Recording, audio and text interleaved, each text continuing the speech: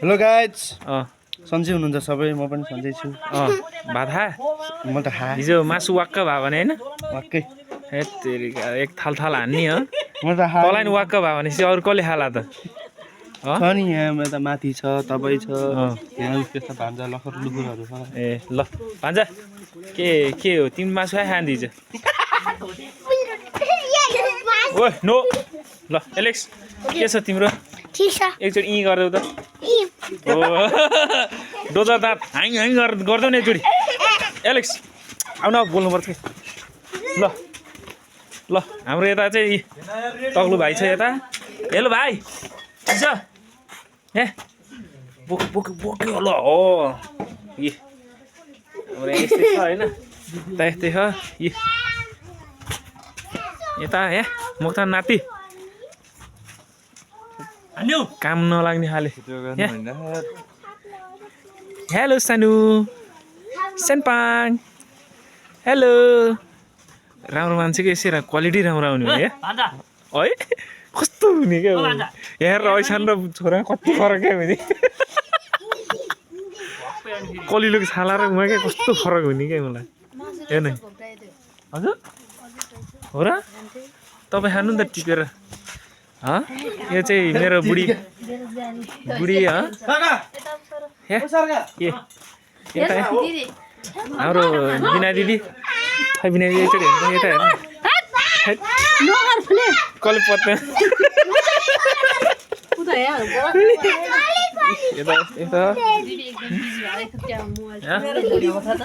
बुढी हो मेरो कसैले लाने हो भने म पठाइदिन्छु कसैले लाने हो भने म पठाइदिन्छु मेरो 4.5 लाख रुपियाँ लगानी लाग्यो यसमा ए दिदी दिदीको पनि भ्याक्सिन खालियो ल राम्रो गफ गरौँ न तिमी खोइ दाँत देखाउ त यहाँ एकचोटि यी गर त त्यस्तो गर्नु हुँदैन ल यी गर न तिमी फर्स्ट बोय भएर यस्तो गर्छ त एलेक्स तिमी यी गर न एकचोटि गर्नु राम्रोसँग के राम्रोसँग बोल न खै एकचोटि एलेक्स तिमी यी गर यी यस्तो गर हो डोजा त ह्याङ ह्याङ गर त यस्तो गरेर यसरी ह्याङ ह्याङ ह्याङ ह्याङ गर न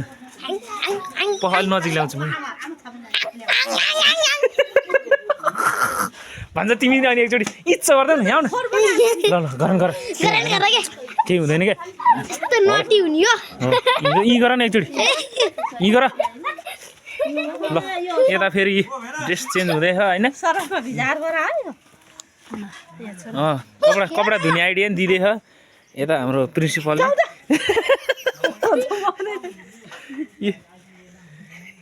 हापा देख्लै एलेक्स गर त गर न ओ यो के हो यहाँ ओ भाइ के हो पारा यहाँ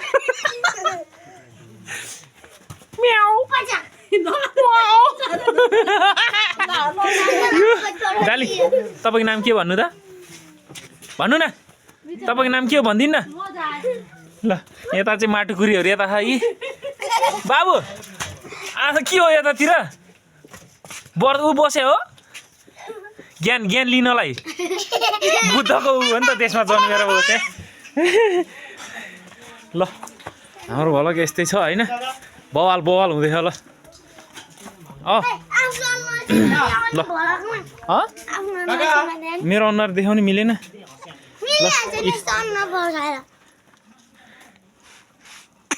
आहा सानो पाङ आउ उलुलुलु ल पुण्डर छोरी तपाईँको नाम के हो भनिदिनु त तपाईँको नाम के हो रे होइन तपाईँको नाम के रे निरिका हो तिम्रो बाउ कहाँ त बाउ कहाँ छ अनि के अरे मम्मु त कहाँ मम्मी को पो हो ए यता बुहारी यता हाम्रो ठुले है हाम्रो पहिला मनहरीबाट लिएर आएको ठुलेलाई के अरे ठुलबाउको काँधमा चढेर अरे 16 वर्षमा इत्रु टपक्कै बोकेर आइजे बुढी भनेर काँधमा लिएर आएर गर्दै त